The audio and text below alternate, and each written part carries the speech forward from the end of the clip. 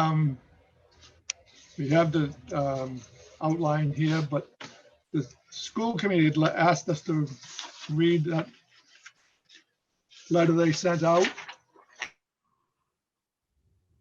And I think all of them have already read it, but for other members, I'll read it.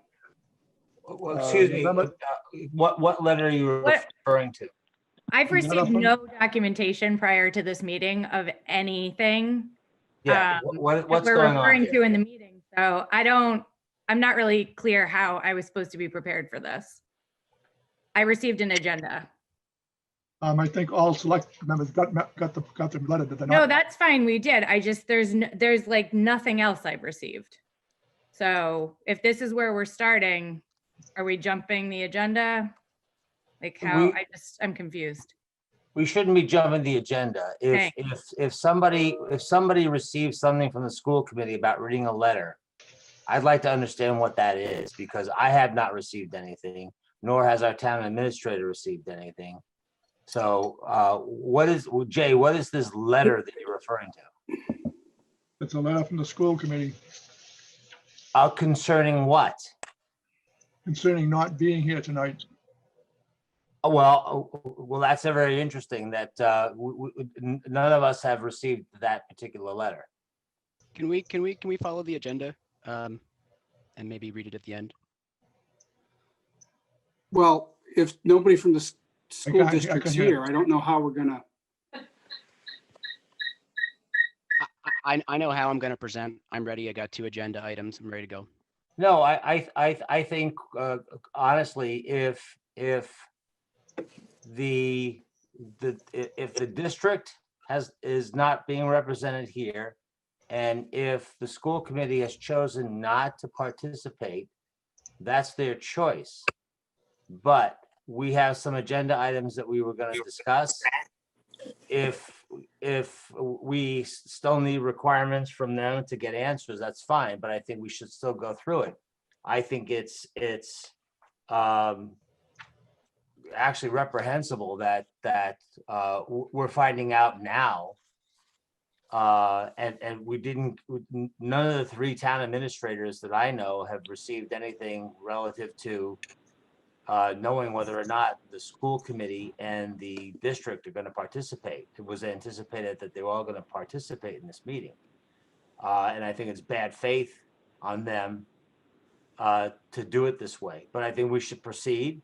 And if we still need answers and requirements from them, then we'll note that and move forward. I think it just reflects very badly on them that they've taken this route to do this. Can I just clarify that I'm Ellen Sturgis from Stowe Board of Selectmen. A letter was received by our office that was copied to all 3 administrators of the selectmen from each town. So the names are Maureen Trumpio, who is Stowe, Jenny Jacobson, and Kathleen Rocco. This arrived on Friday, the 13th. And I know our town administrator who's on the call actually did see it, so. Yep, right, we've received that letter. My point was, we were starting on an agenda with information that I have not received. So I am just, that's all I'm saying. I don't have the information. I know you're presenting, Jason, but like the first 2 things, it would have been nice to have some kind of anything to look at. Sure, I think it will. I don't really have material to send out. So I mean, we can go over it. I would love your feedback after. And if it is something you feel that I should have sent out ahead of time, I get it. But I was planning to actually review things that are publicly available.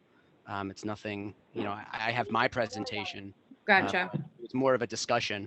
And if this chooses not to be here, I'm with Stan on that. That's fine. If we don't want to hear the letter, that's great. Go to the. Well, actually, if this letter is stating why the school committee is not participating, I mean, I don't have an objection to hearing it now. Well, I think we will never get back on the agenda if we don't just start on the agenda and go through. That's fine. I would be happy to add this as new business at the end of that's fine. All the agenda items. That's fine. That works for me. Yep. Jason, I've made you a co-host so you can share the screen. Let's see here. Let's see. So I if this guess we'll go with the agenda. Article 1 is Jason.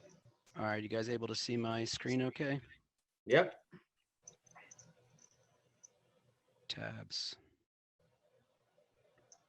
So what I want to talk about is this. So I still lost my tabs. Great. All right, so this was an email that was sent out from Neshoba Regional High School from the principal.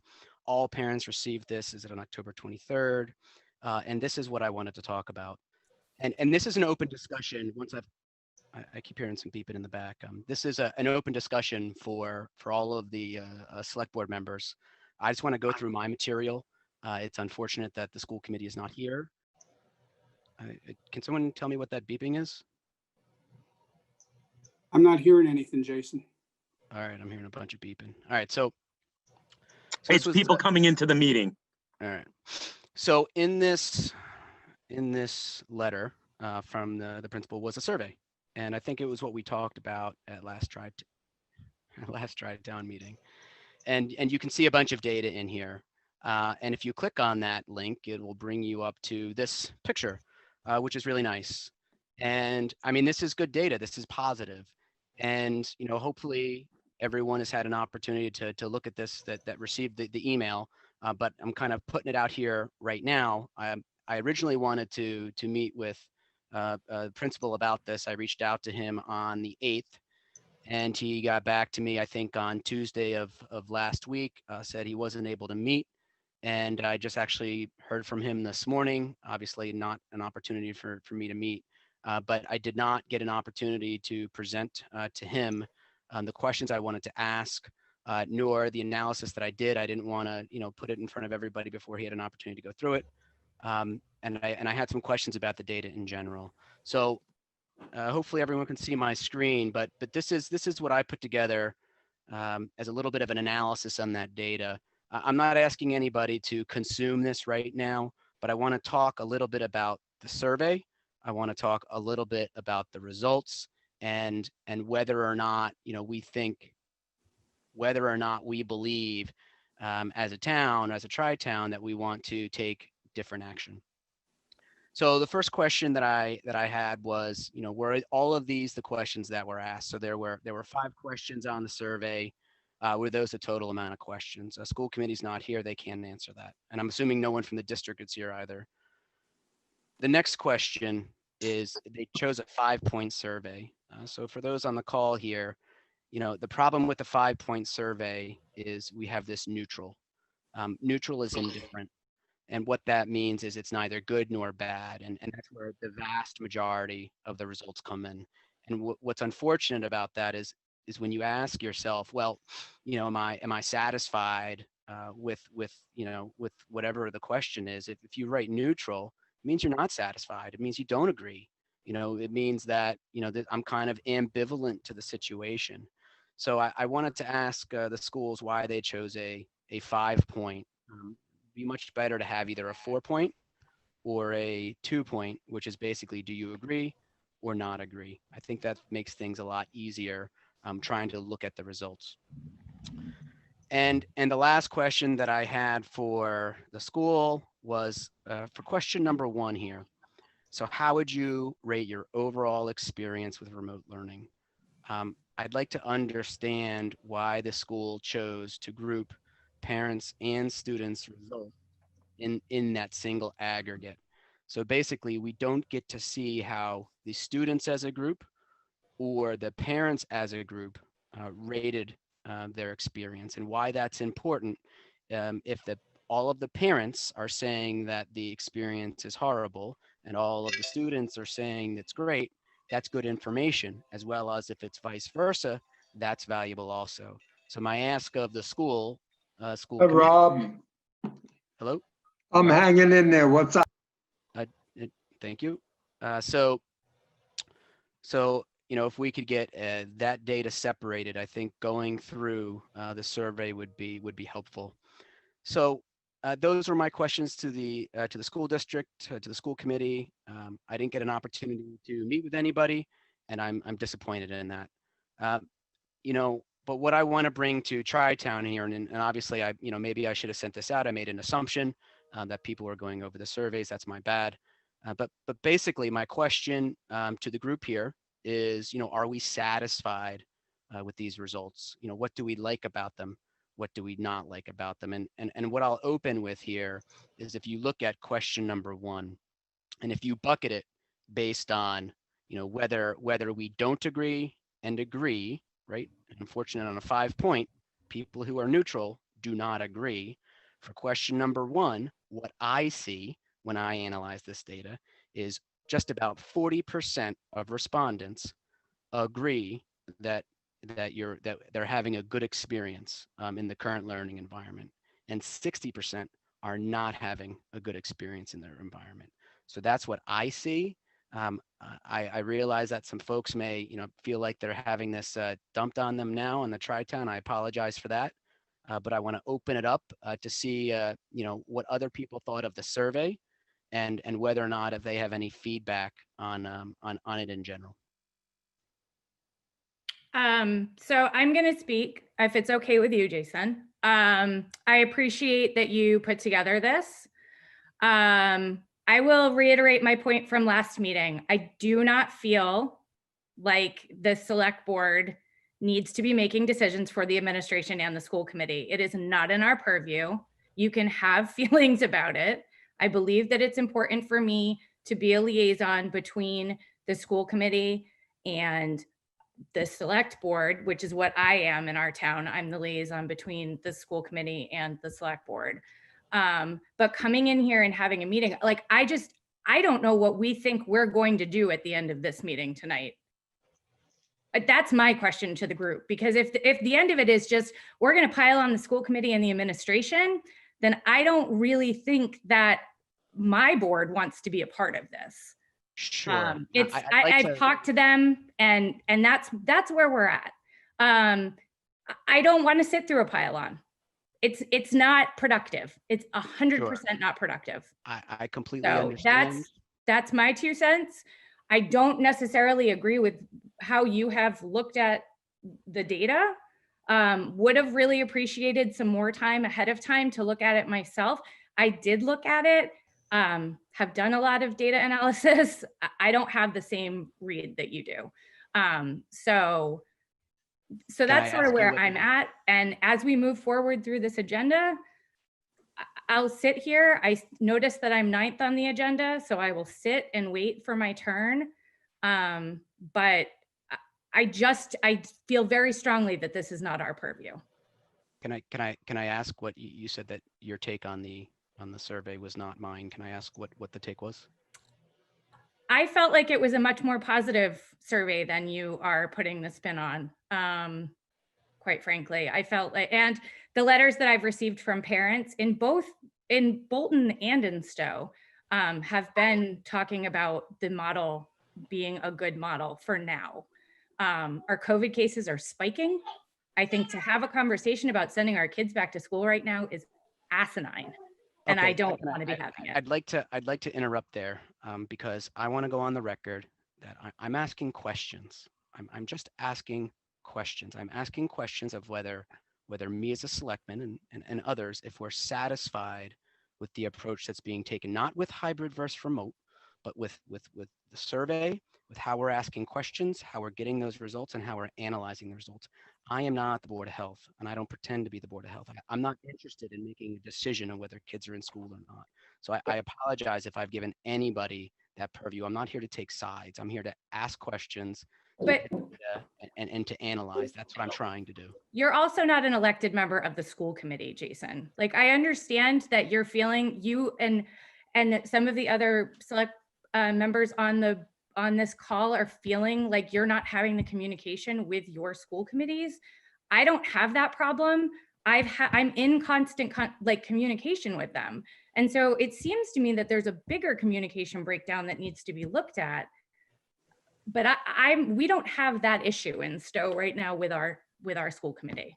Okay, so but I'm sure that you can appreciate maybe my perspective then, where some of that is happening. I'm not going to kind of categorize it like that, but I'm not coming here with an agenda to change anything. I'm coming here with an agenda to learn, right? That's why I spent the time to go through this, and it, I apologize for, it wasn't a spin.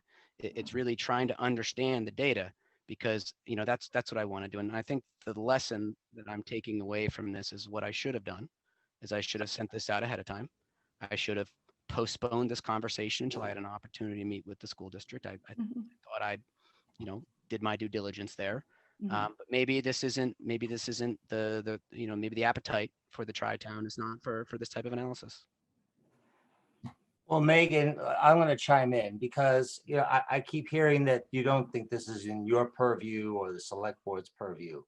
But from my perspective and my town's perspective, the school committee and the district is failing the parents on multiple levels. Let's not even, it's just not whether it's hybrid or remote at the high school. It's all kinds of things. It's special education. It's the litigation that's going on. They are failing us at every level. And the school committee is not doing a damn thing. And the Right, district isn't doing a damn thing. It's evident that they're not even here tonight. They're not even here tonight. None of them. So I feel it's our responsibility to take this up and to figure out what's going on and to try to right the ship. So I am absolutely opposed to your position that it's not your responsibility. I think it's our responsibility. Can we not debate that? Can we not debate the responsibility portion? If we want to pass on a discussion on this topic, I'll go to my next topic, but I don't want to have everyone waiting around so we can debate that. So That's fine. Well, but does I anybody think else that, want to comment on this specific analysis, or I'm just happy to move on to my next one? but that's key to what the whole Tri-Town meeting is for. And I've got to say, I'm in Megan's camp. I don't disagree with much of what Stan's evaluation is. I don't disagree with that. But I was not elected to manage the school district. And I don't think any of the selectmen were. Now, I got involved at the last Tri-Town because I had a number of constituents come and say, I need help. And the Tri-Town is the right venue to do that. But it's the school committee's job to run the school district, not the selectmen. But Bob, if you recall, excuse me, in 2003, the Tri-Town meeting was established because there were significant problems within the district, and the three towns needed to band together to right the wrongs that were going on within the school district at the time. And if you recall, the school district went into receivership for 2 years. So the Tri-Town meeting was initially formed because there was a crisis in the district. And quite frankly, I think we're right back where we were 17 years ago. So Okay, I think but it's very Is there If any you have chance an that other issue that people needs could to be actually speak addressed. during this conversation? I mean, you guys, if you're gonna just talk to each other, you could have another meeting, but this is very disrespectful. Stan, I expect you to let everybody have a chance to speak instead of thinking that you're the only one on the call. You're more than welcome to speak. So I will say that the Tri-Town was particularly effective around the financial situation of that era is nothing like what we're at today first. So let's not make up stories, okay? We were in deep, dark days, but this is not what the problem is today. We're going through a national pandemic causing other issues. It's got nothing to do with the finances of the district. So let's just leave that for a second, okay? The Tri-Town used to be a way for the town and the district to talk pre-town meetings. So we were all getting on the same page. What are the restrictions of the towns? There was the days when Lancaster was going to go bankrupt if the district kept on asking for more money. We sat together, we tried to work those things out so that we didn't have a free-for-all at town meeting. I think we should be showing a little more respect for the work of the school committee. It's not our purview is the Tri-Town. We have no authority collectively in this group. We're here to talk among each other, among the town leaderships, to make sure we're on the same page.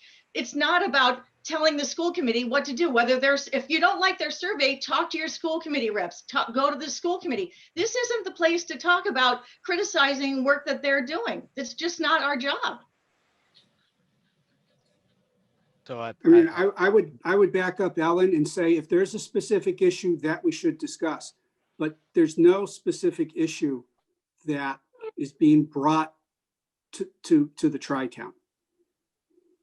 So I just like to say that, you know, I've really tried to do my due diligence here. So I've met with the school committee chair twice since last town meeting. I was directed by the school committee chair to reach out to the school, and I did that in an effort to get those questions answered, and I didn't get those questions answered. I also was directed to read through all of the documentation on the website to understand how all this worked, and I did that. I spent the time and I invested in that. And the problem we're having here is they do a really good job of describing the communication channels up to the superintendent, right? You go from your student up to the superintendent, but there's no escalation path off the superintendent. So what happens when parents are upset at the superintendent? There is no escalation path to school committee. It goes to their elected people. So that's why I'm here. But I want to make sure everyone is clear that I'm doing me personally, I am doing due diligence to understand the situation, to try to present data, not opinions, and discuss them. That is my objective. And I understand if people aren't down with that, if that's not of interest to them, but that's what I'm trying to do here. And in this one and the next one, it is not a pile on. I've tried to give everyone an opportunity to participate, and unfortunately that hasn't happened.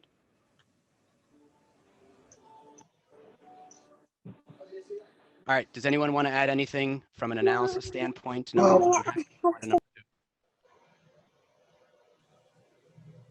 I'd like to agree with Ellen. I feel I have no expertise in schools or what they do. I think we do have a financial part to play, but I think the educational part, if you don't like what you're getting, change the committee. Exactly. This is why we have elections. If you don't like what your school committee is doing, then vote someone else in. But for better or for worse, this is the committee that we have right now that has been duly elected to do the job that they need to do. And we need to support that. So I agree. I believe this is a forum to discuss how things are going on an open meeting type environment. It's the only opportunity that I have to have these conversations. So that's how I'm trying to leverage this situation. But the school committee is the one who supervises the superintendent. So if you have concerns about the superintendent, they have to go through the school committee. That's who hires that person. We don't have that authority. There's nothing in the charter for the district that says selectmen can oust the superintendent or even, you know, call her on the carpet. It's just not our job.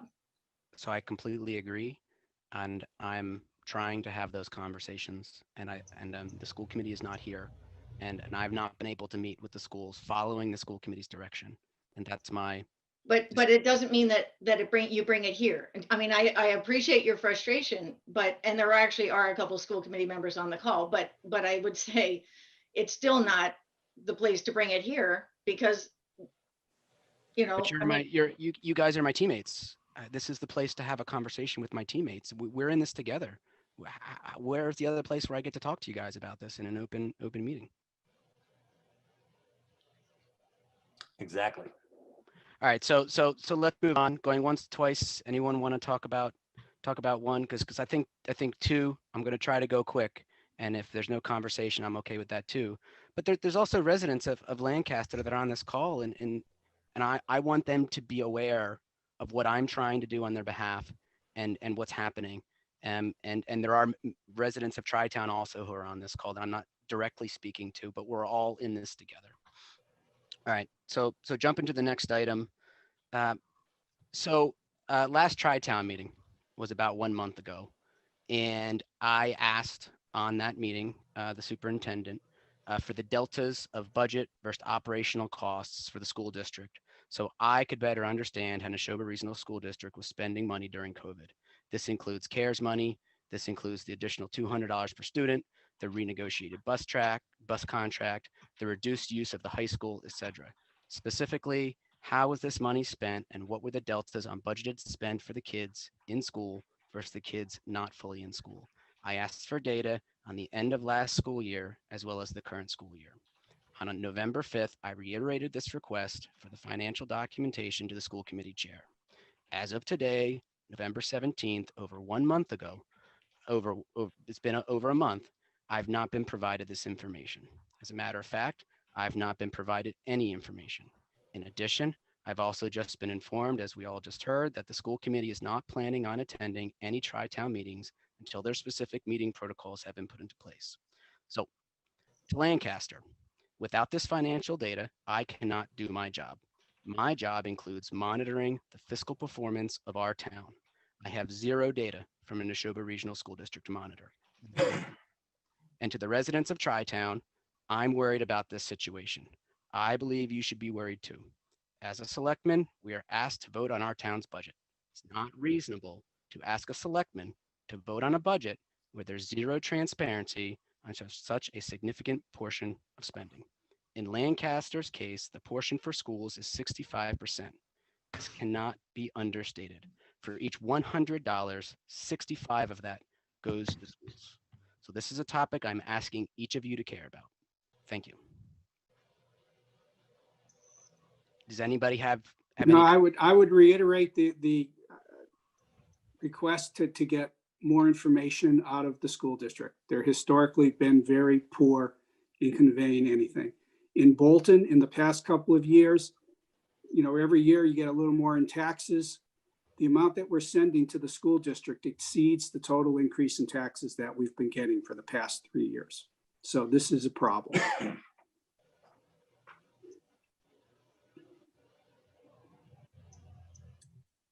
So as a group, do we believe that monitoring the financial performance of the school is in our purview? Absolutely. And I would say that I know that we have requested that information as well, and we don't have it. And I think, yes, financially, we do have a stake in there, and we need to just make sure that, I don't know, that the taxpayers' money is spent correctly.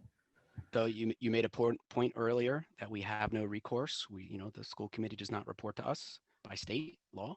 So what do we do? How do we manage this unfortunate situation? What can we do to influence a positive outcome? How can we work together?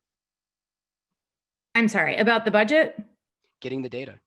How do I think and correct me if I'm wrong, I think our town administrator has been reaching out as well to get that information, as she is, is obviously a very important figure in developing our budget as well. And so, yeah, I do agree on this point. I feel a little stuck, but I don't know that, again, we're the ones to be digging for that information. Well, no, we absolutely do need to be digging for that information because it's the selectmen's, the budget is a responsibility of the selectmen. Gotcha. And in Lancaster, it's 65%. It's in Bolton, it's 63% of everybody's tax dollar goes to the schools. It is absolutely our responsibility to get that information. Sorry. So one thing, the school committee is going to be presenting the updated to the actual budget tomorrow night at their meeting. Just so that we are all in understanding. How did you learn that? One of our school committee members told me, and I just got an email. So. Oh, just now. Mm-hmm. Oh, So they're watching, but not participating. No, sorry. I just checked my email just now and it was there. Well, I think we are entitled to that information as much as any citizen. We are not in the situation of telling them how to spend their money or what their priorities should be or anything like that. We're asking for results, not, right? And as individual citizens. Now, to take a big step here and to jump over a lot of intermediate steps, we could collectively authorize our town administrators to file a Freedom of Information request. If it comes to that. But I think we have to be we have to be in lockstep about exactly what information we are asking for. We can't just tell them to do a core dump on everything they've got. But if there's specific information that we want, we could coordinate that through the town administrators and have them collectively request that information.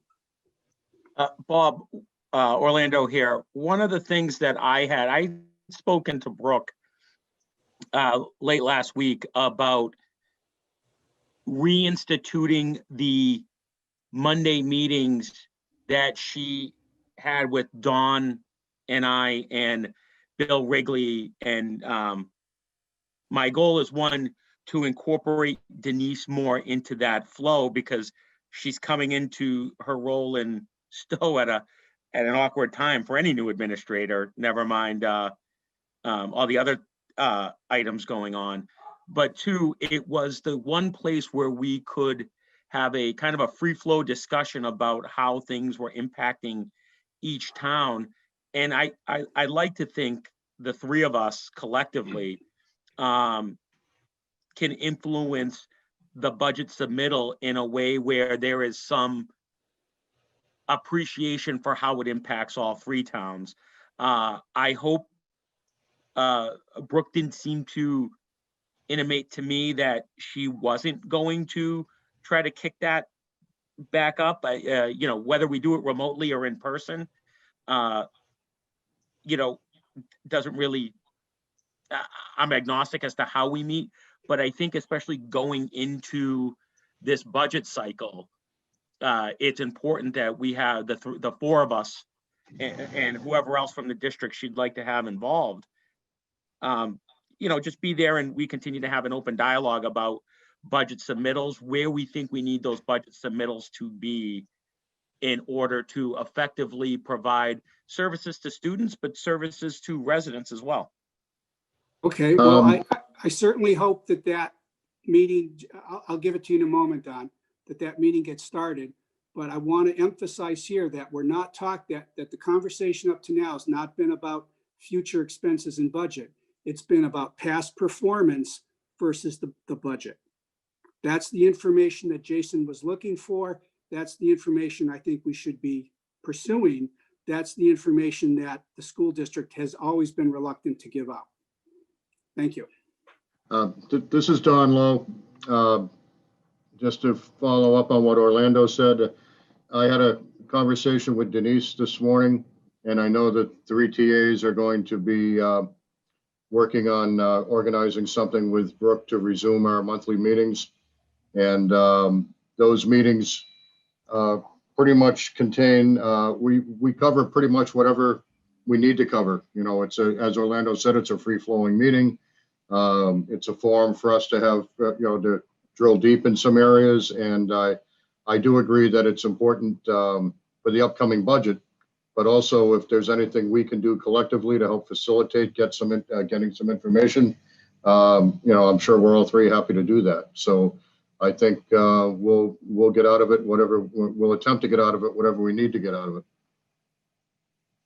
Well, and I think we can be vigilant about getting the data that we feel we need in order to best advise our boards and best advise our residents on town meeting floor if we need to.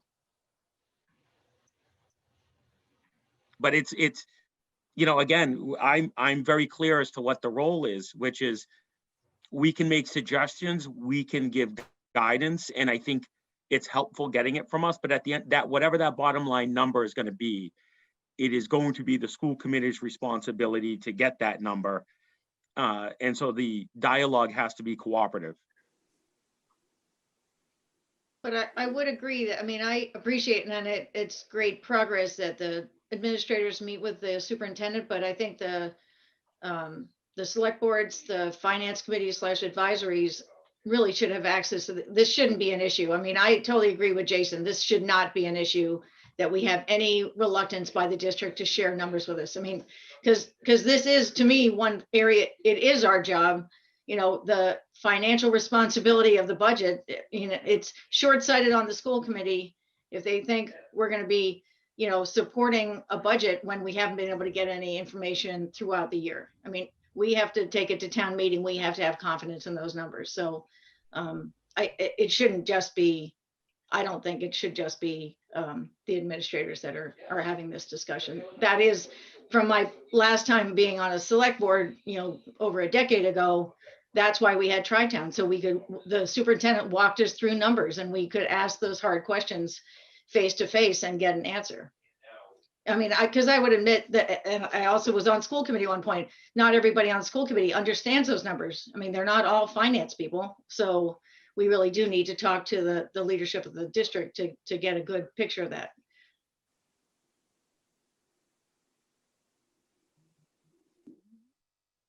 Okay, so it sounds like everyone is in reasonable agreement that reviewing the numbers is in our purview. It's something we would like to do. So I guess there are some folks on the school committee on the call, but you know, if we can just convey that message out, I think there's still time. But we need to be able to feel comfortable, as you know, as Ellen stated, in those numbers, because you know those votes are meaningful. They're really important. There are no rubber stamps. So I think we'd all like the opportunity to review the numbers. Does anyone have anything else they would like to add on topic number 2? Awesome. Well, Bob made a specific request, and I just wonder if that's something the selectmen feel comfortable voting on.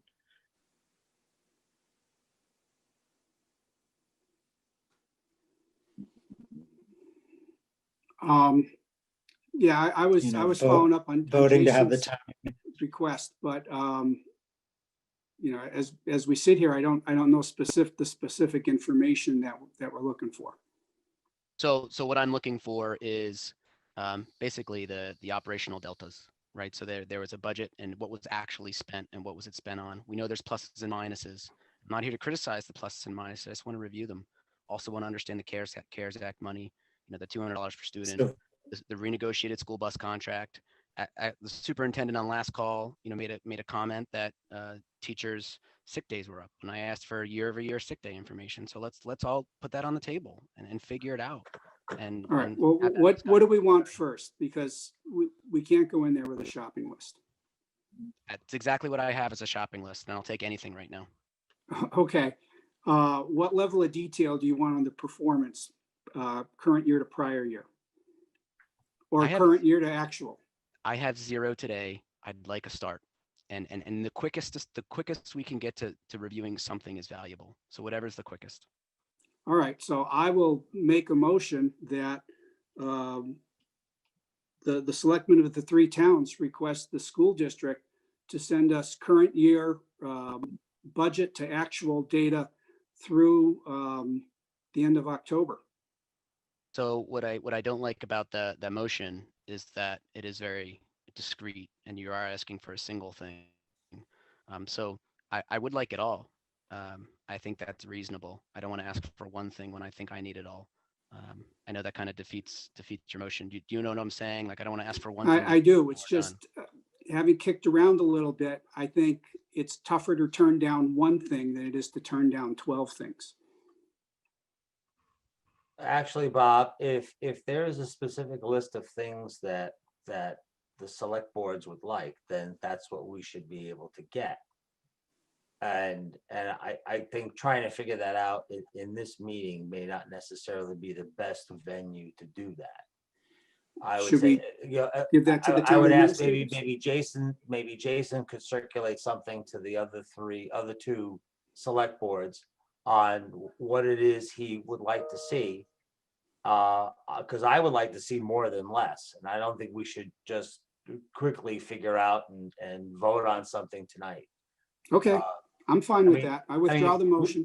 We should be able to get anything we need relative to financial information from the district, because ultimately it's our budget that's going back to them. And as I said earlier, you know, Bolton's doing 63% of its tax revenue is going to the district. we should actually absolutely know exactly what the hell we're paying for. Yes. So let's not do this real quick. Let's So thank you, Stan. I get will, suggestion from Jason and then we can vote. We can vote at our next meeting, or well, not our next meeting because it's too late now to put on the agenda, but maybe the meeting after, and have a discussion about that. Can I just say, I just went looking on the school district website, and for their meeting tomorrow, actually, it has the October 20 results of operations posted. I put it in the chat as well. There is a link to it in the chat. Well, we should look at that and I see don't if think that it's solved. satisfies our request. Right, And if and- not, let's move on. Yeah, I've Right. cursory looked at it. I don't think it does, but I think what you guys have said is good. I'll convey my list to Orlando, and he'll distribute it appropriately, and any feedback you guys have will be great. All right, thank you. So thank you to everybody for my 2 items. Definitely got some good feedback here on making sure whatever materials I present, I'll get out ahead of time, message received, and I think I got some feedback also on purview and different perspectives on that. So appreciate all the feedback there. Thank you. Thanks.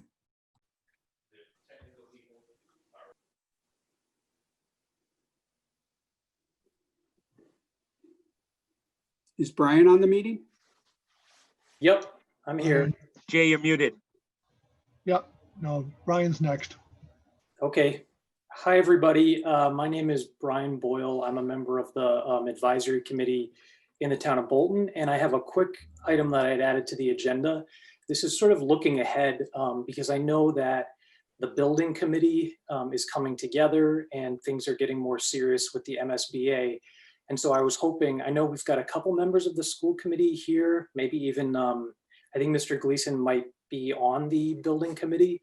And the request was, I figured that the district will probably be getting access to some really helpful data, things like traffic studies, housing projections, population projections, things like that.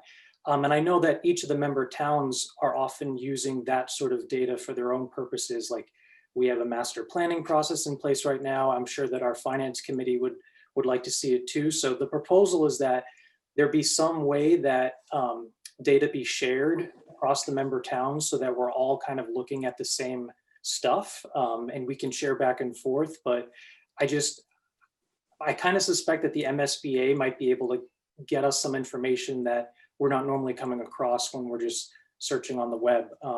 So I wanted to make a formal request that we have a data sharing agreement, and that was it. Okay. Brian, I think the best thing to do would be to have the school committee authorize the building committee to have a dedicated space on the school district's website and share all documents there.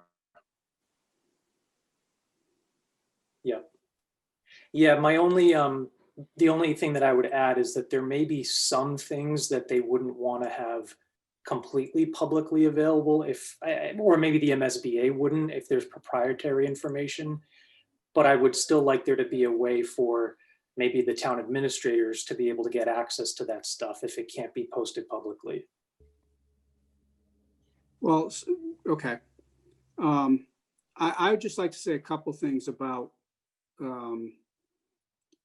like population studies is, I think, one of the things you're looking for. Yeah. So when I was on the Space Needs Committee, we were authorized. We went to the school committee and said, we want to do a population study of the 3 towns to understand what's likely to happen. And the school committee gave us money to do that. We sent out a very large and ambitious bid package out and basically got no responses. We got 4 responses. There's almost nobody out there that does that for small towns. And basically what you will get, and I believe the school district gets this every year anyway, is a forecast based on live births of the school population by grade for the next 15 years or something like that, 15 or 20 years. But, maybe things have changed in the few years since we got that. But I just want to put that out there that my understanding is that the MSBA uses a very, very simple population projection. And I don't want you to be surprised or disappointed if they're still doing that. I hope what they're doing is more complicated, but again, we looked at that and we did get a population study done, but it was basically just based on live births. Okay. We, in Stowe, so our school building is now, I keep forgetting, 10 years old, or at least when we were doing the process. And I honestly, I can't remember now. We had 3 different numbers for population projections. One of them was definitely live births. But we did have one that had more to do with planning, and I have to go look up where it came from, but it was a regional planning kind of, basically potential build out. What would that represent in terms of people in the town? So I don't think anything is proprietary. I don't, I was on the school building, well, the feasibility, we had 2 committees. We had a feasibility study committee, and then we had a building committee. I was on both of them, but I don't believe there was any information that except for the bid process on some points, that was not publicly available. I think everything pretty much was publicly available. So I don't think you'd have to worry about if there's going to be something that only a few people can see. Okay, great. Well, thanks for entertaining the suggestion. Dan, I think you're next. Yes, there was a letter that was read at the November 4th school committee meeting. And it was a letter that was generated by the teachers of the district, specifically the high school teachers, in regards to some references from the November 4th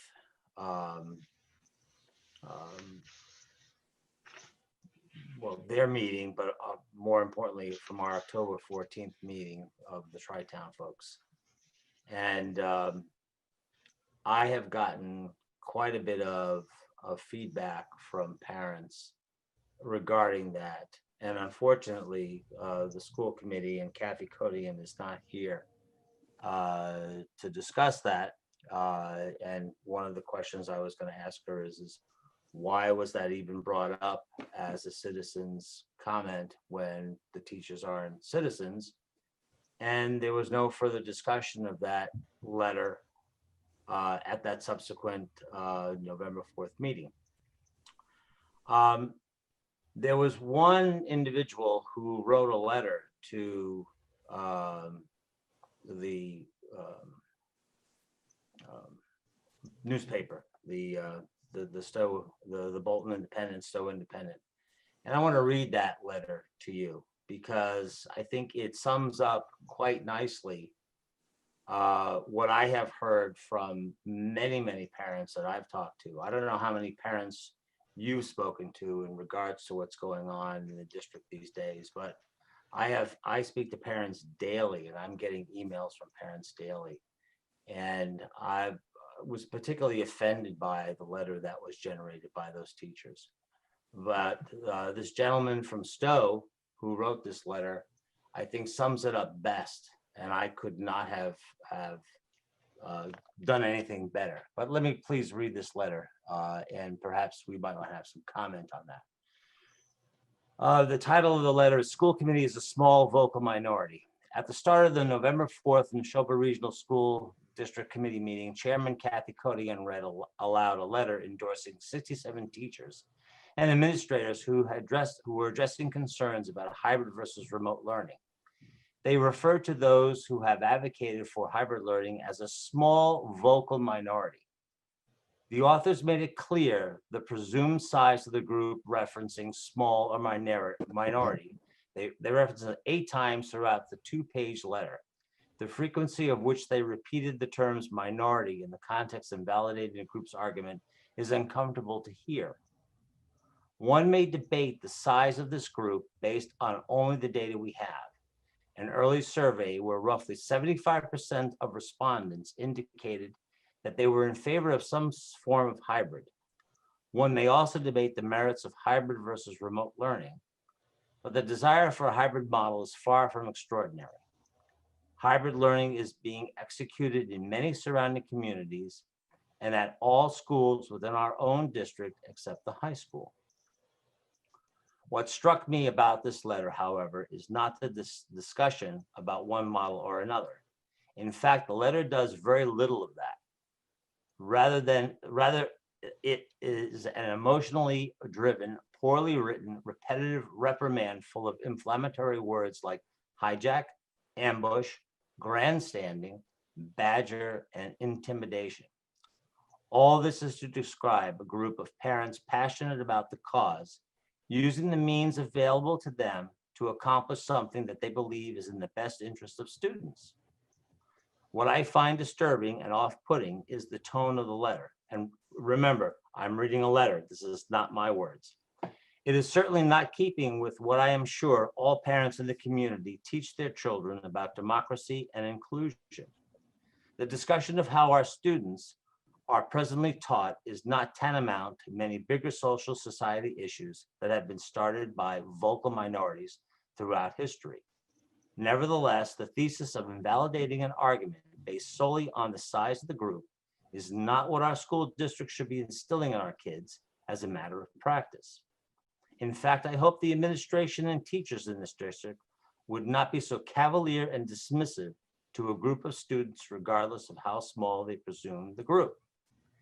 67 teachers and administrators also put into writing their displeasure with residents in the community for contacting government representatives and requesting that they advocate on their behalf. 67 teachers and administrators view the questioning of the school committee by selectmen at a recent Tri-Town meeting as poor governing. This is wholly undemocratic and an un-American attitude. 2 history teachers and 2 social studies teachers even added their names to this letter. How embarrassing. Someone please reteach them how government is supposed to work. The lesson I see here is to never to let a self-proclaimed majority dismiss you out of hand, no matter how minor they label you. It seems a shame that these 67 signees went to such length to publicly chide those whom they disagree. Don't be like them. Passion for your beliefs and respects for others do not have to be mutually exclusive. During such a time when we all, and especially our students, are feeling alone, isolated, and yearning for connections, it is shameful that the school committee has pitted teachers against parents. Trying to find the good in every situation, I remind myself of this. The school committee is a small but vocal minority. And it was a gentleman from Stowe who published that in the paper a week or so ago.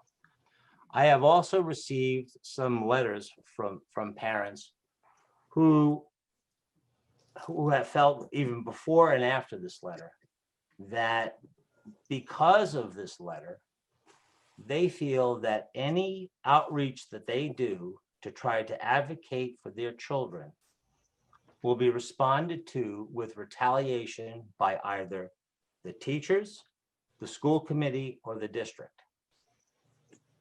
Now, that's their opinion. I do not have a child in the school system. I haven't had one in the school system for quite a number of years.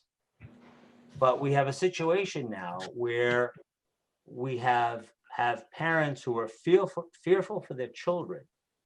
And yes, we have extraordinary situations, but I'm trying to figure out how we can best mitigate this and move forward in a constructive path to get to some reasonableness between what the parents are looking for their children and what the district and the school committee is trying to push forward as far as an agenda.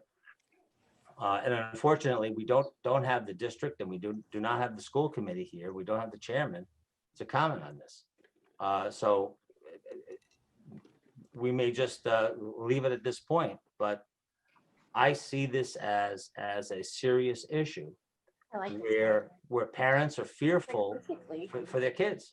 Want to work out something and nobody showed up. Excuse me? It's the guy from. Hey, somebody's not muted. What is this about shutting up? No, it was just No, background. someone wasn't muted.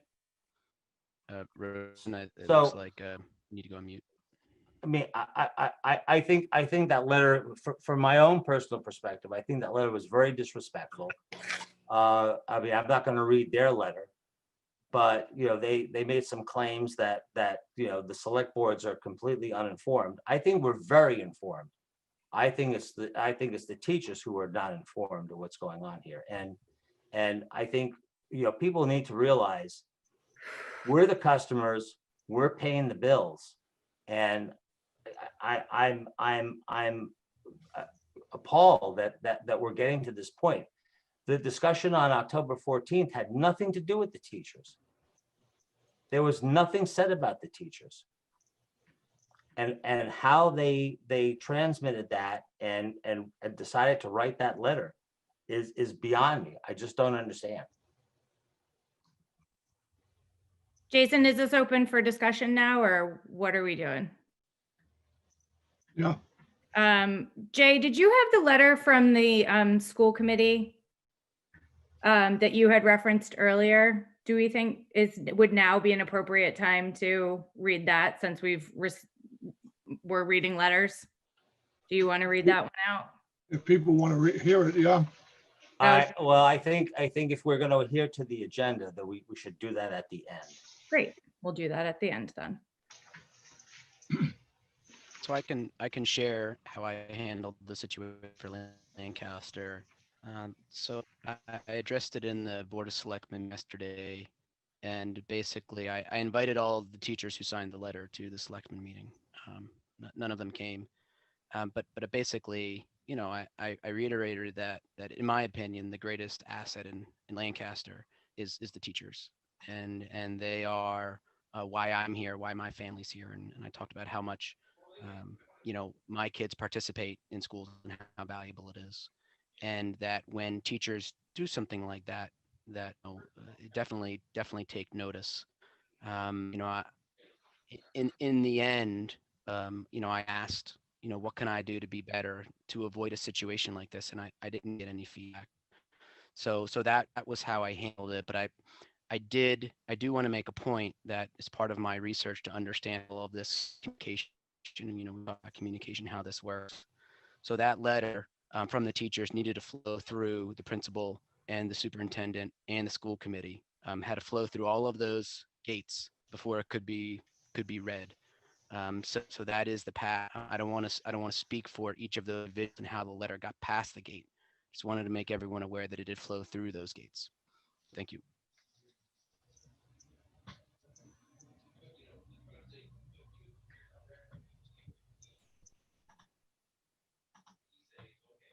I think that we actually should read, since Stan, the letter you just read was not on the agenda either. So I'm prepared to read the letter that the school committee wrote, since at least if some of the people who it was directed didn't read it, we can't act like they didn't tell us why they're not here. And I think particularly since there's so many people on the call that are wondering why school committee isn't here, I think we should read it now. And if it's okay with Jay, I'll read it. Yeah, go ahead. Okay, it's dated November 12th. Dear members of the select boards of Bolton, Lancaster, and Stowe, the intent of this letter is to ask that we collectively reflect on the definition, purpose, and structure of the Tri-Town meetings. The school committee will continue to participate in these meetings once there are substantive changes made. After the October meeting, there seemed to be a general agreement that future meetings would have to be conducted differently. The school committee would like to propose the creation of an ad hoc committee consisting of members from each of the three communities, select boards, and school committee members, with the goal of evaluating the current Tri-Town meeting format, establishing norms for moving forward, or considering a different approach or vehicle for supporting its intended purpose. Specific items that the school committee would like to see developed include a concrete definition of the purpose and goals of the Tri-Town meetings and topics that are appropriate for that venue, of specific meeting structure, including protocols for conduct and participation at the meeting, a specific agenda with questions or requests or for information posted in advance, giving each group time to gather the information needed. Excuse me. Town administrators and select board members from each town may have additional ideas to support a robust and productive meeting. Through our combined efforts, there is an opportunity to make the Tri-Town meeting uniquely valuable in sharing the information and community building. If you would be interested in being part of such a committee, please let one of your town's school committee representatives know, and we'll be in touch to coordinate a meeting as soon as possible. If there's no interest in participating in such an endeavor, perhaps each town's select board would like to propose their own system for connecting with their school committee representatives. We see value in the three towns being able to come together with the school committee to collaborate and share information on various issues that fall under the purview of both representative government structures, such as the budget and the MSBA project. We note that there are other existing channels of communication between the town administrators and the superintendent that allow information to be shared about specific school building or district-wide issues. Any member of the public, including a select board member, is able to email school committee members or the superintendent at any time. We encourage use of these existing channels to get specific answers to information that falls within the purview of the school committee, rather than using the Tri-Town meeting to obtain this information. We look forward to your response and to a collaborative solution. Sincerely, the Neshoba Regional School Committee.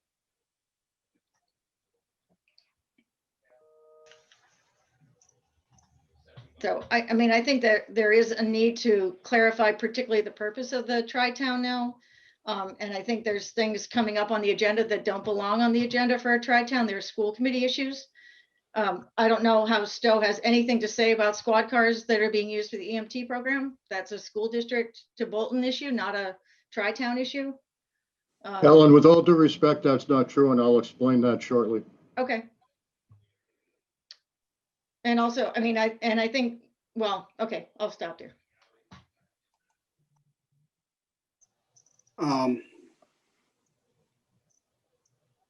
At the last Tri-Town meeting, there were 65 people who participated through Zoom. That's greater than the total number of people who have attended all of the Tri-Town meetings for the prior 3 years. And I don't see how that in any way equates to a failure of how the Tri-Town meeting is set up or operated. There's over 50 people participated in tonight's meeting. And so I reject the assumptions behind this letter just because one group of people, you know, this is like when you're a kid and you go, it's my ball. If I can't pitch, I'm taking the ball and I'm going home. Right. And if that's the way they want to behave, I can't explain it, but that's my personal reaction to that letter. Right. To add to Bob's point, we have had more people participating in these recent Tri-Town meetings than we have ever had before. There are 65 people participating in this, so there is a lot of interest. And to Bob's point, if one group of people don't like the way things are going, that's fine. But you know, we don't necessarily need to change the entire process because one small group of people don't like the way things are going.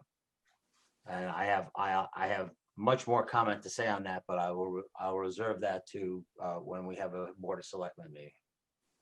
Well, one of the many problems I have with the letter that I'm sorry, Jason, you've been trying to say something. Go ahead. I probably talk too much. So I really like the comments that were made.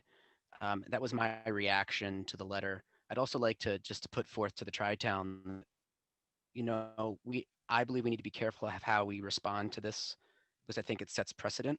I don't like the idea of dictating terms. I don't mean that to sound harsh, but look, we all got to figure out how to work together. And I don't think we can just, when we get mad, you know, we say, you know what, I'm not playing this way. And, you know, look, I'm not saying that it was necessarily healthy last Tri-Town meeting, but I think we all got to figure out how to work together. And I think, you know, that feels like the right approach. I think dictating terms is probably not the right approach, and not necessarily just for now, but also for the future. And as a leader, you know, the school committee is showing other committees how to operate. You know, I think we need to consider that also, how we really want our towns to function. And I think we can be leaders in that space. Thank you. So I just want to, I mean, to the letter that Stan wrote, one of the most annoying parts of it is it referred to the small group of school committee. Well, they're elected members, just like the boards of selectmen are. And I will point out, there's actually more elected officials on the school committee than there is, say, in the select board in Bolton. So if you're talking about who doesn't have authority, let's not go there. Let's have some respect for all the people who've put themselves out, whether it's school committees, selectmen, advisory. I mean, we all know how hard we're trying to work for our towns. So I'm most concerned about that disrespect. I understand the frustration totally. I was on, I've been there. I still feel like there's a lot of not playing fairly. And I definitely have issues with that letter I just read. But we gotta have more respect for each other. And I don't know what the best process is to fix this, but let's not, as someone in the chat said, just because there's 65 people on this call does not mean that we all think the same, right? I mean, people are coming on it because there's a lot of strong feeling about what's not working right now in our 3 towns. So I think, it is our job as elected officials to try to figure out how we can improve this. Well, I even though I do get this taste, the taste in my mouth from that letter was a little bit like Bob was saying, like, I want to take my ball and go home, but that isn't what they're saying. We've got to come up with a better way to have a communication that's obviously not working. Well, it's not just, it transcends communication among us. I don't think the real problem is communication among the people who are on this call right now, because the school committee and the district are not here. What the problem is I don't know who you're talking to, or whether you're talking to parents or whatnot, but I know I'm talking to a lot of parents, and it's them that are not being heard. It is those parents who are not being heard by either the school district or the school committee. We have a lot of frustrated parents, and there are arguments, pro and con for remote and hybrid and this and that, but it transcends that. It transcends the method of teaching. It transcends special education. It's special needs. The parents aren't being heard. I'm getting phone calls daily from these people. We can bicker amongst ourselves of what we should do, but ultimately what we're here for are the parents and the kids. And I'm hearing from a lot of parents that their interest in their kids and getting the education that they want is not being served. And I think that's where we need to direct our attention and our action. And whether it's just because something's gone awry or whatever, but that's why I'm here. Because parents are reaching out to me and they're concerned about their kids. They're concerned the fact that nobody's listening to them, that they're concerned about, I'm hearing about litigation, I'm hearing about cease and desist letters, I'm hearing all kinds of stuff. And that's what we need to be addressing right now. It's the kids. I don't care whether you like my opinion or I like your opinion. It's the kids. It is the children in this town. And that's what we need to be dealing with. Megan. So thank you so much, Jay. So I'm a parent. I have kids in the school district. And Jason, I believe that you also have children in the school district right now. Awesome. Elementary, middle, all 3 schools. Gotcha. So when you are talking, Stan, I need you to be very specific that what you are talking about is the high school, that it is not all of the schools in the Neshoba Regional School District, because I have fine communication with our school, with the elementary school that my kids are attending. If I go to them with an issue, I'm heard. So I'm a parent and I'm being heard. I also am hearing from a lot of parents who feel like this situation right now is working for them. And I understand that there are people in the chat who feel strongly in the opposite direction. And I get the frustration. I am, for example, work I'm on the select board. I'm like teaching my kids. This is an unprecedented time for everyone, right?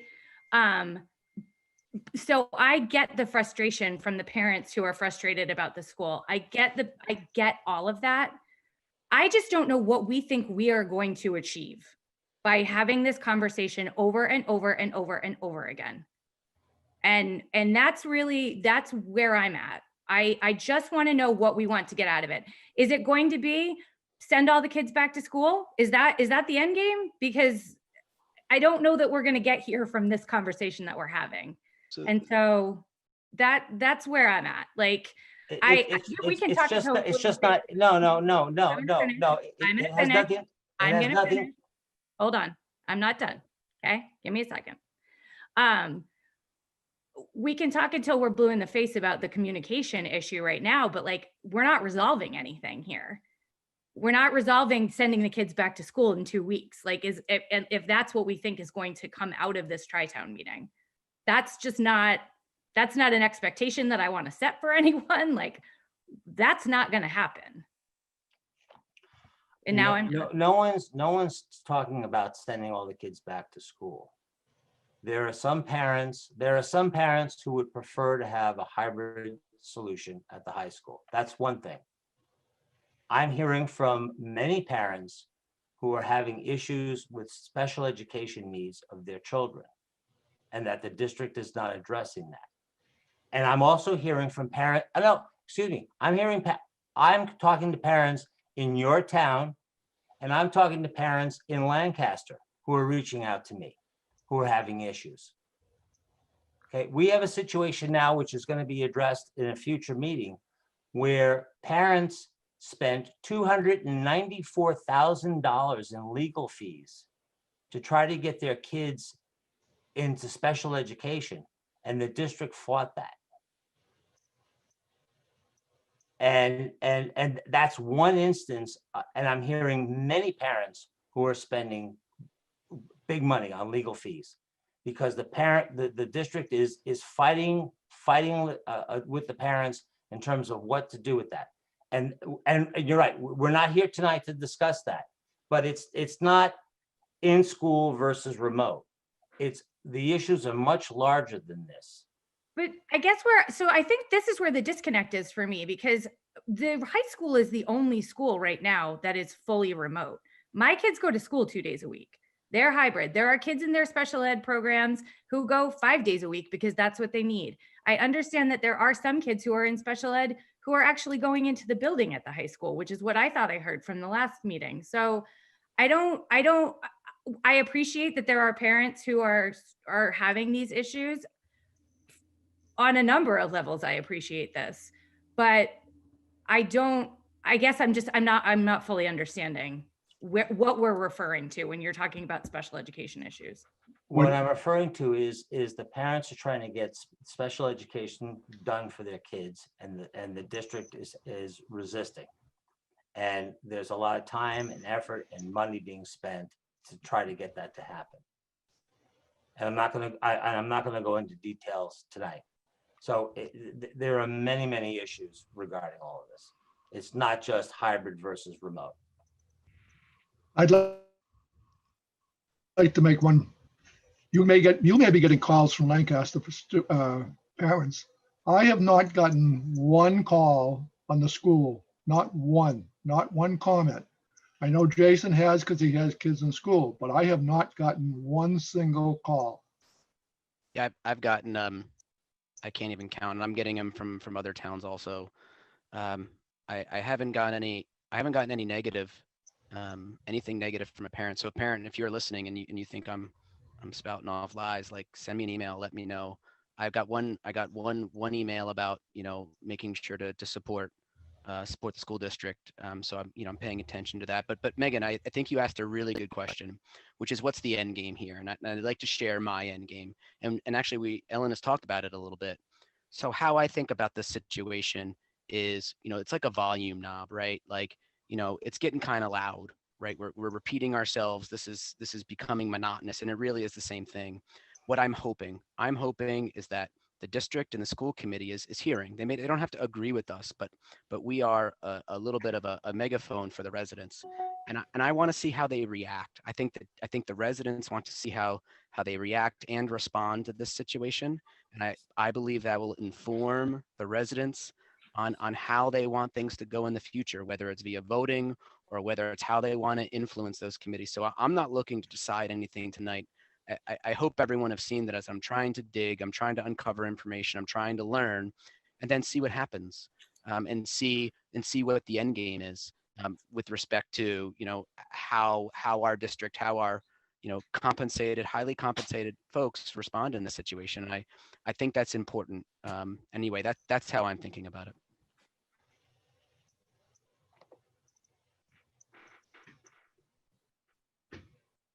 We through with that? You got another one on there, Stan, about Baker? Yes, well, I'll let Don had chimed in. I'll let him give you the details on the issue with the EMTs and the high school. Don? Thank you, Stan. And I believe Fire Chief Legendre will be joining us at some point. I can't see if he's in the list of participants right now or not. And let me just make one thing clear. I'm not looking to resolve anything tonight. I want to make sure that the 3 towns are aware of this situation because it does impact students from all 3 towns. Specifically, we have 30 students in the current cadet EMT program. We have 15 from Bolton, 4 from Lancaster, 10 from Stowe, and actually 1 from Baldwinville, I guess a legacy choice student.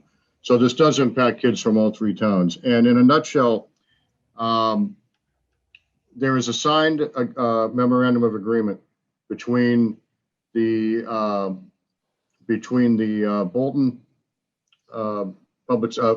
Bolton Fire and Ambulance and the Neshoba Regional School District. And there's many areas where there's commitment by the school district to support certain things and the part of the town to support certain things. But one thing that has come up is that there is a requirement that the school district supply adult drivers for the cadet car, which is essentially the car that is parked at the high school, that if a call comes in and the cadet EMTs are to roll on a call, that's the vehicle that's used. And the way that it's been up till now, and the program's been in place for 32 years, is that there are assigned adults to drive the vehicle. Chief Legendre, are you on the call? Are you in there? Yes, Don, I'm here. Okay. I'm going to ask you to take over in a second, but so the point of tonight is the school district, the superintendent has said that she is no longer able to support that requirement, and which is not an issue as long as the high school is in remote or probably even hybrid mode. Although I'll let the chief speak to the nuances of hybrid, but someday we're going to be back all in the high school again. And when that happens, for sure, if we aren't able to resolve the driver issue, that program will go away. It will no longer be able to exist. And there are various alternatives that can be explored. So again, I'm not looking to solve them tonight, but I did want to let Chief Legendre speak to this a little bit better than I can, and just let you know that this is an area of concern. It should concern all 3 towns, and we are doing our best to attempt to address it. So Chief, would you like to carry on? Sure. So we do have concern that the MOA is not signed. We are looking at alternatives. We have continued to work with the superintendent and various departments within the school district to come up with a solution. Unfortunately, that has not come to pass as of yet. We'll be reaching out to some other programs to see how they handle it. There are some other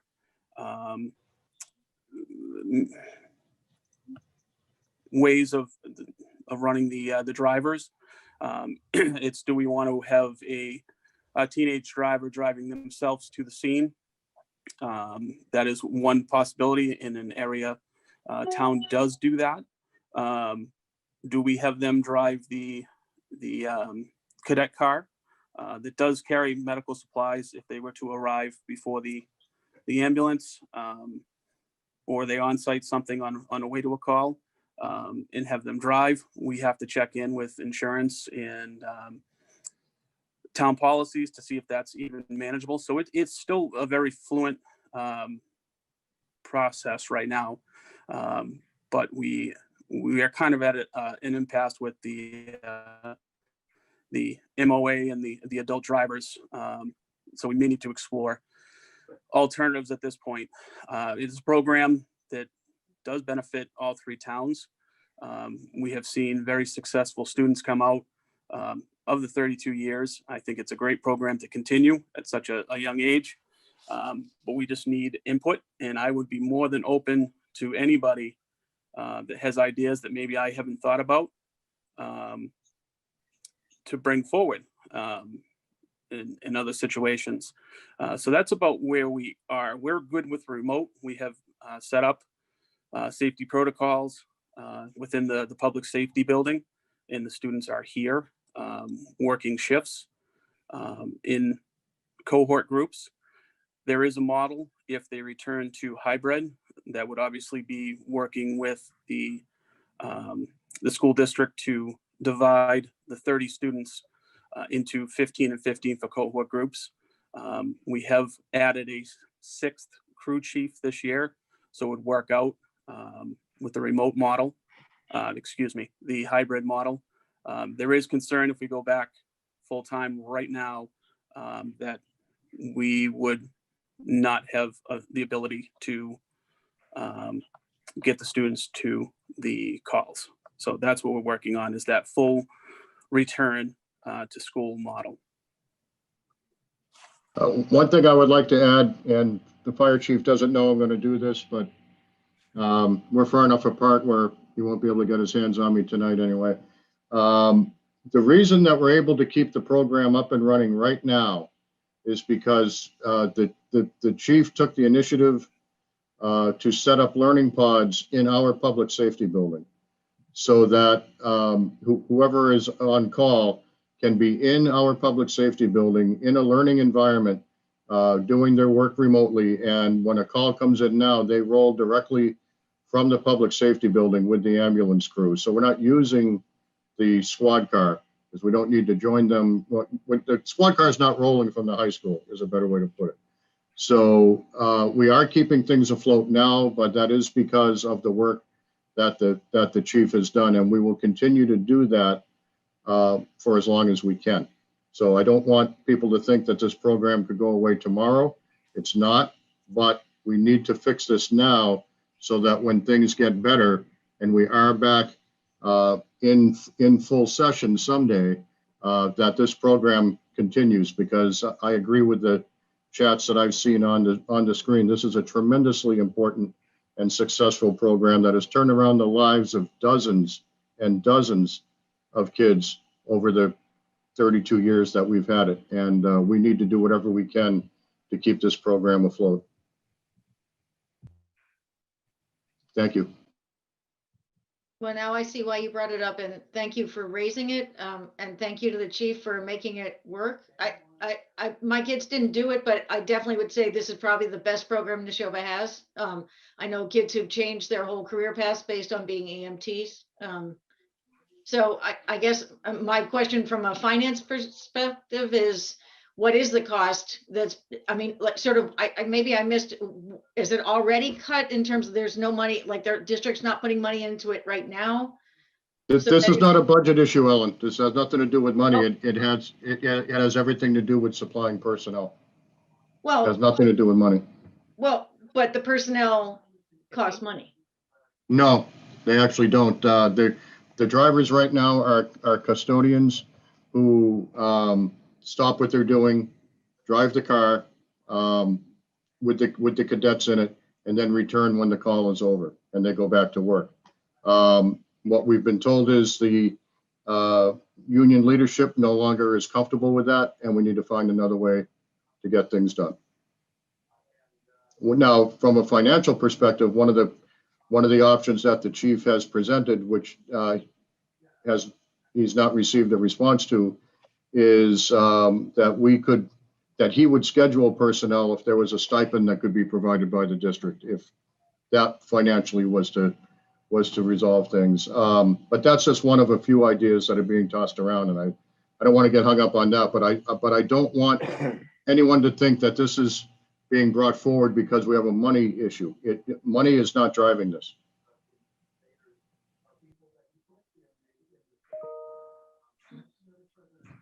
So Don, when is a decision needed by? Well, I'm gonna let the chief answer that. I think he can speak to that better than I can. So we would need, this is also an important year because our waiver is up, and we're in the process. We've already been in discussion with OEMS regarding the waiver, and this is a waiver that is typically renewed every 2 to 3 years, depending on the cycle. Actually, OEMS will be in our fire department tomorrow for ambulance inspection and possibly a paramedic upgrade. So I'll have further discussion with them tomorrow. Everything is delayed. We have not heard anything regarding the waiver. So it's probably going to be extended, just like most of the things from OEMS at this point. But we are ready. All the reports are in and accepted. So to give you a finite timeline as to when we need it, it would be by the expiration of the current MOA, and unknown when it's going to be reviewed again. But I would say December 31st is when we need to lock this down. And how much would the stipend cost? I had proposed a sub rate for the day for a driver that was vetted by the fire EMS department. Being that we take emergency vehicle operations classes, defensive driving, those classes were provided to the janitorial staff last summer. When hearing their concern, we wanted to continue that as a level. So that's why it offered out somebody from the fire department who has been qualified as a driver here. They have gone through EVOC training to go to the high school for the day on a stipend based on a substitute teacher pay. So how much is that? Do we know? I was trying to find that in the contract, and sorry, I did not find it prior to this meeting.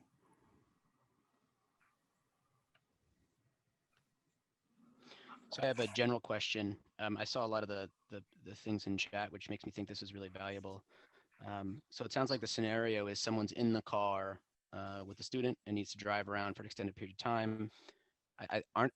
Isn't the state still doing, driving lessons? So this concept, this protocol, there should be a protocol in place to support this.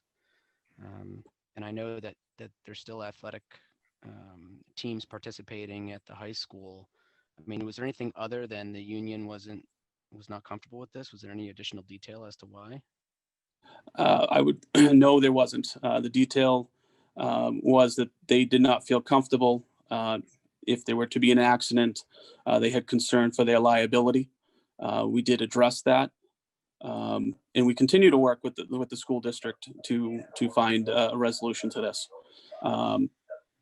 And as far as the participation in the adult, if I can go back to what I believe your question was. So the tone goes off for an ambulance call. The 4 cadets who are assigned to that group for the day come out to the cadet car. The adult driver drives them to, say, 123 Main Street, drops the cadets off, turns around, and goes right back to the school. So we're talking about a 10-minute window here that the current staff is out of the building. They're not staying at the call.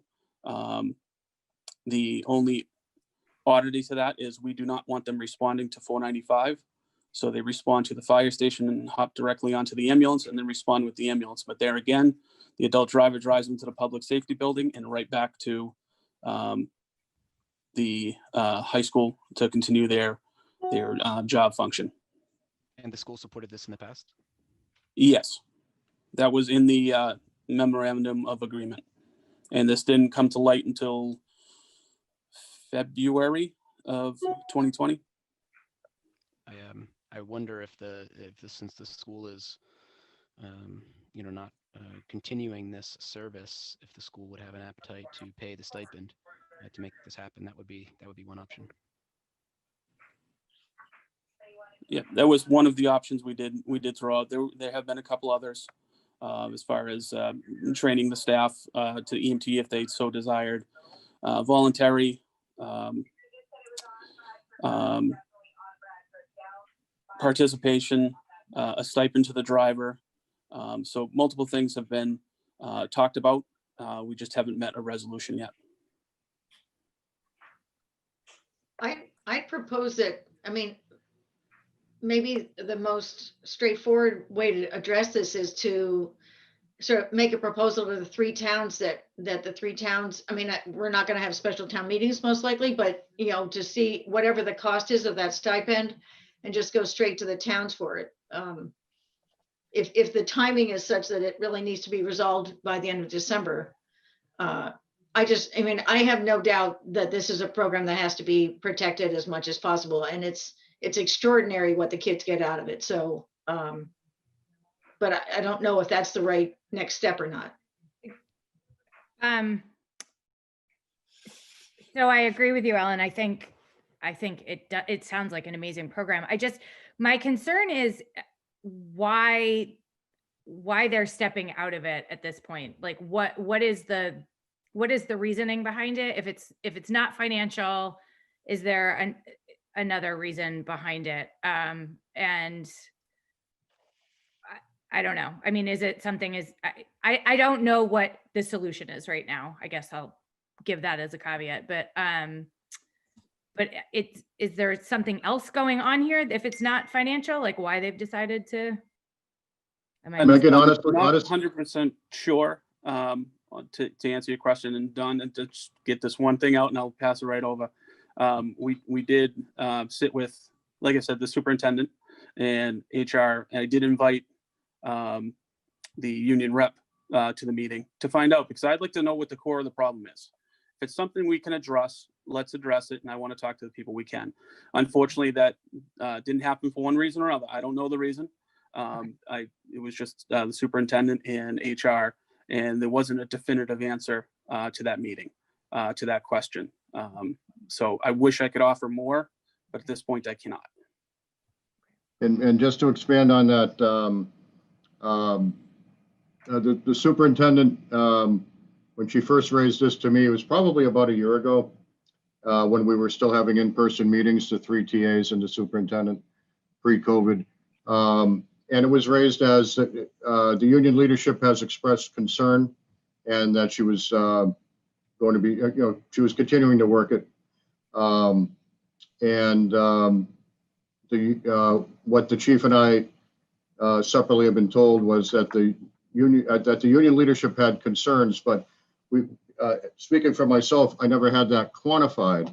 And I do know that the chief has spoken with cadets who have who have now graduated, who are in the program.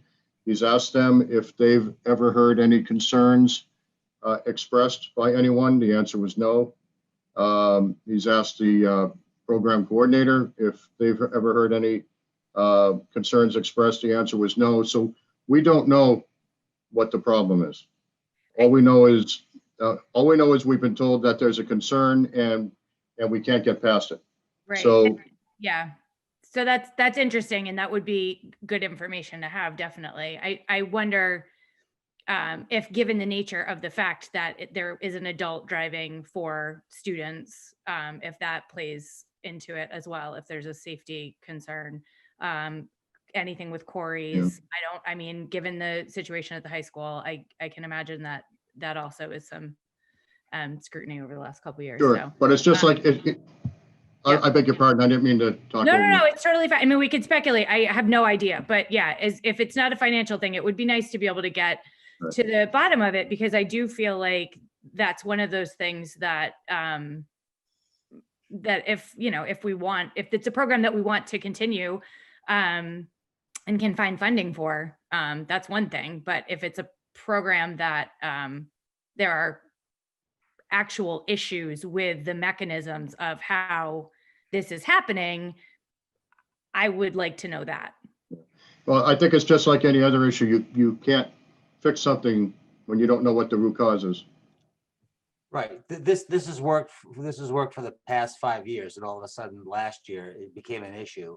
And Donna's been trying to figure out what the issue is for a year with the district management, and has not been able to do that. So, to Don's point, you know, we're trying to ascertain what's going on here, but the answer has been elusive for over a year now.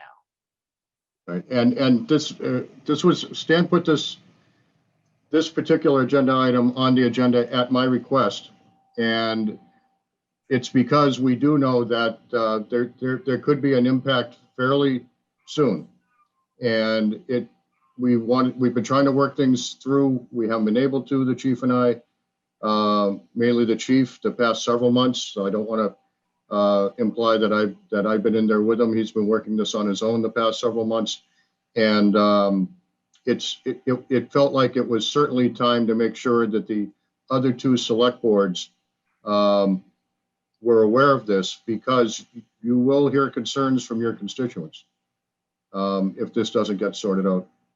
So I'd like to make 2 points. So Chief, I think I heard that we paid, or somebody paid money to have the custodians trained in defensive driving, and we made that investment. Is that accurate? That is accurate, yes. All right. And the second thing is, and Don, maybe correct me if I'm wrong here. So if this service was not able to be provided due to COVID, isn't this something that could be reimbursed through CARES?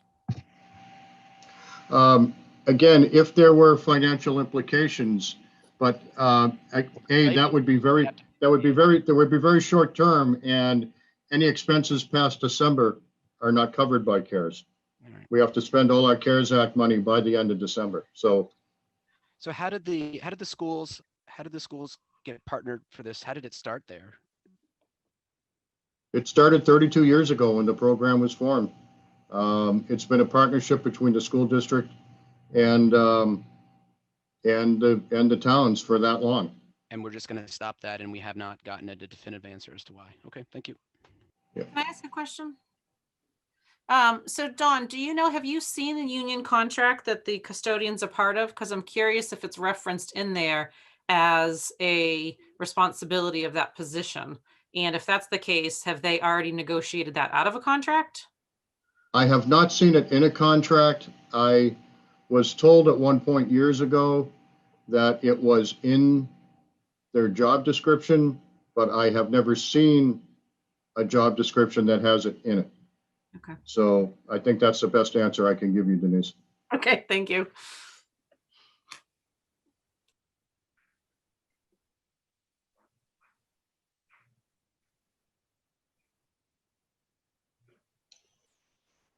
I guess we go to number 7. Megan. Are we skipping 6?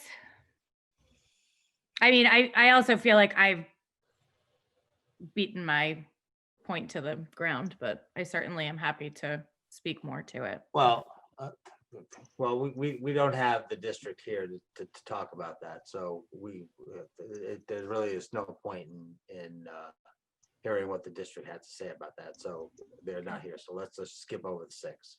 Okay. So the only reason I wanted this on, not is because I feel like I've been very clear on what my feeling is as far as what our purview is, or what I feel like my purview is. But I did feel like the last Tri-Town, there were a lot of responses. Stan, you have said that you've been hearing from a lot of parents, and I don't doubt that. I wanted to give parents the opportunity to reach out to me, who felt like the program was working, right? So it's the other side of the coin. And I did receive a bunch of them, about 6 emails. And it varies. No one is saying that it is the perfect solution. I don't think anyone's saying that having their kids home full time is the perfect solution. I do think that what I've been hearing is that for the people who are pro this situation, again, it's working for their families, that they feel like there's a consistency to the learning model. They're not getting disrupted back and forth. Honestly, as a parent who has children in the hybrid model, I can actually speak to what that looks like. They're not in high school, but it's great for them to be able to be in school for sure. You cannot replicate that at home. It's very disruptive. They're learning at a slower pace, which in elementary school, I think that we can pick up. I think that they'll be okay by the time we get a little bit better. High school kids just learn, they're just different, right? And so I think that for the parents that I've been hearing from, they do feel like, the spring was not great for anyone. Everybody was trying to learn to fly the plane while that plane was being built. I do feel like the school committee and the administration, I worked hard over the summer to develop a plan. And is this plan perfect? Nope. But everybody's just sort of, I think that there are people that this is working for. And I think the concern is that if we push to go back to a hybrid model, what happens then? Like, what does that look like? Because it's not just, okay, guys, you're all going back halftime, right? And they split it, and that's how that works. There are teachers who are not going to teach in person right now. Like, there's going to be health concerns. There's going to be parents who are not sending their kids back. So those kids who were dealing in the fully remote situation, who are now, it's not going to be an easy fix to just go to hybrid. And I think it actually is going to cause more disruption. Or it is going to cause disruption, obviously. So really, I just wanted to put this on the agenda, saying that I have heard the other side of the coin. I wanted to give my constituents the opportunity to say what is working for them. And that's really all I have to say. No, and that's fine, Megan, and certainly, some parents parents and kids prefer remote. I'm hearing from both that the remote's great, and some parents want a hybrid option. It's not an either or situation. It's being able to offer both options. Yeah. And I'm hearing from parents who would like both options. Yeah, and I feel like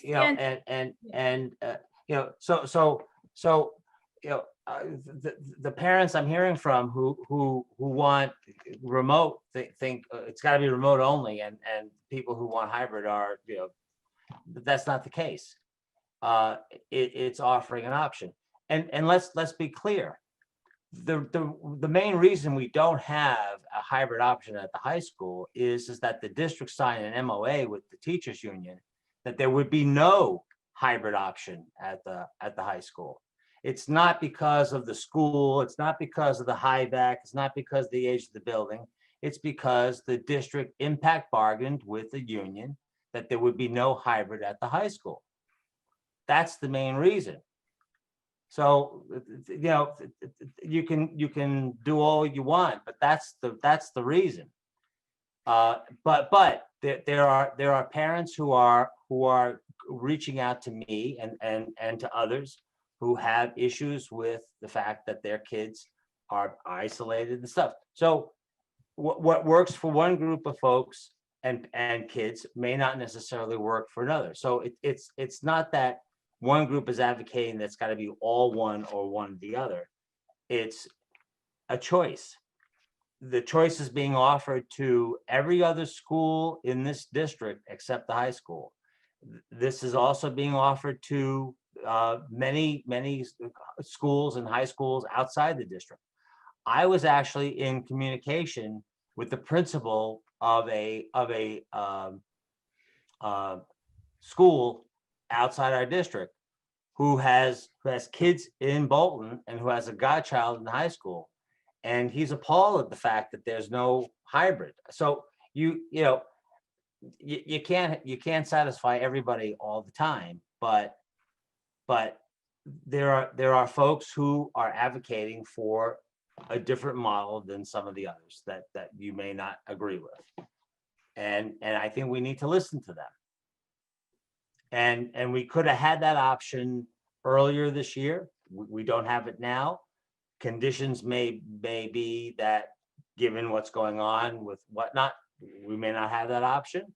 But we had that opportunity to do it early this year, and we didn't do it. Hindsight's 20/20 vision. So I mean, there are pros and cons on both sides. So I'd like to say that I personally want to get out of the email business, and hearing from people back channel. Is it a back channel? It's a healthy escalation, but it's an escalation. And the approach that I'm going to take, and I would encourage everyone on Tri-Town to take the same approach, is to work with the school committee and the school district to get better at polling. I believe, I don't want to rehash number one on the agenda, but the better we are at polling, the better we have to stop receiving emails, because we know exactly how the parents feel. And if we can poll every 2 weeks and get information, we can trend on how things are going and make informed decisions. And it's not going to be, 95% happy and 5%, but we can actually see the data, and teachers will feel like they're being heard because they will see their vote, and then they will see a bunch of other votes, and that's real information. And then we can get out of the business of, well, I have, because I've gotten 15 emails. Like, is that good? Is that a lot? I don't know, but let's get out of that business is my vote. Thank you. Yeah, I agree with you, Jason. I think it is important for us to, know that, or for our constituents to know that they can reach out to us if they need to. But I do feel like a lot of these big decisions just fall on the school committee and they fall on the administration, and we have to let them do that. While I do understand, so that union negotiation that's the first time I've heard that at all. So I had no idea that was a situation. But I have lost my train of thought. Sorry. Go back. That's really all I have. I think it's a nice bookend to the start of the meeting, and it's just, I think we've come out of this with some action items, right, Jason? A couple. Yeah, Stan, is that documented? Is that, you said it was an MOA? Is that documented anywhere? The negotiation? Is there an artifact on that? Something that There's an MOA that's dated, I believe it's September 3rd. Don, you can. Don, if you have that, can you send that out to Orlando and we can have that sent to, well, maybe to all the selectmen if that's what they. I believe I have it. If I don't have it in my email, I think I have it in my email. If I don't, I can get my hands on it, and I'll send it to my two colleagues who will in turn share it with their boards. Thank you.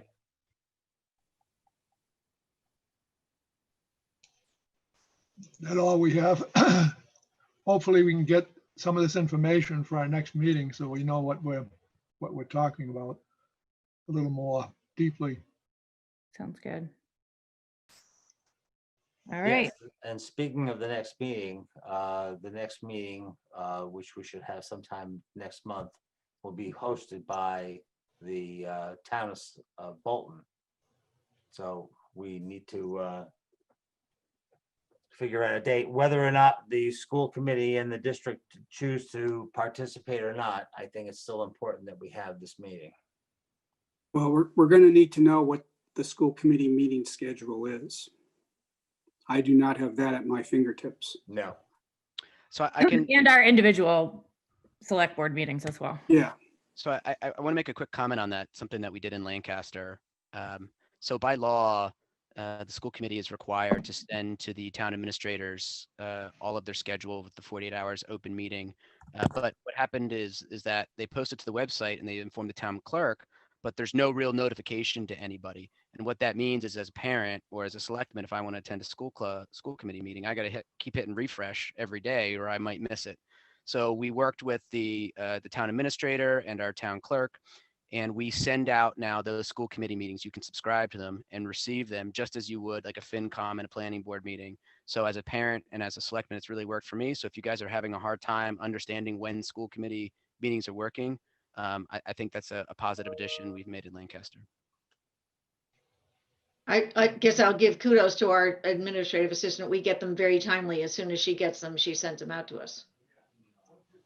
And I haven't, it's never coming after the school committee meetings. I mean, this last, for tomorrow's meeting, we had the agenda, at least 48 hours posted. So I think, we need to take some personal responsibility about, getting, if that's the way the towns work, if that works for you, that's great. But, the school committee can't be, doing specific mailings just because you don't read your email. So Ellen, you make, just so you know, I just checked the webpage. The school committee meets on December 2nd and December 16th. Traditionally, these meetings have been held on Wednesdays to avoid the select board meetings where Lancaster's Monday, Stowe's Tuesday, and Bolton is Thursday. So looking at the calendar, December 9th would appear to be an open date for the school committee if they'd like to attend the December meeting. It's the first and third Wednesday of every month. Correct. And the 9th is the second Wednesday of the month. Why don't we do the date you suggest, Don? If you have trouble remembering, just remember the first and third Wednesday of the month. I'm all for December 9th, 7 p.m. Works? And then locking in that date now, just everybody sort of is just kind of on notice when we're looking for agenda items. You kind of have a date to work around. Yep. Yeah, we will. Yeah, and we will get a reminder out to everyone a couple of weeks in advance. Yep. Very good.